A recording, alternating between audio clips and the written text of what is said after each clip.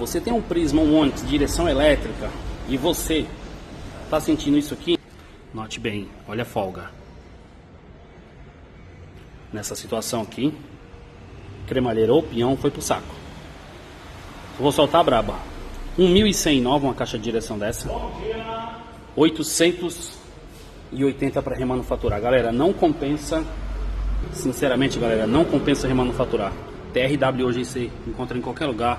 Site aí, Mercado Livre ou Mercado K, você vai encontrar aí a 1.100 nova. Então, se você está sentindo esse tranquinho que eu mostrei, não perca tempo. Tá fazendo esterço de volante, tá escutando esse toque, toque, peão ou cremalheira que foi pro saco, você vai remanufaturar, mas não vai ficar bacana, tá?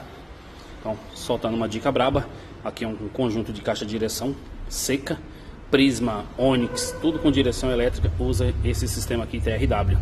Beleza, bebês? Pegue a dica. Qualquer dúvida, só me chamar aqui.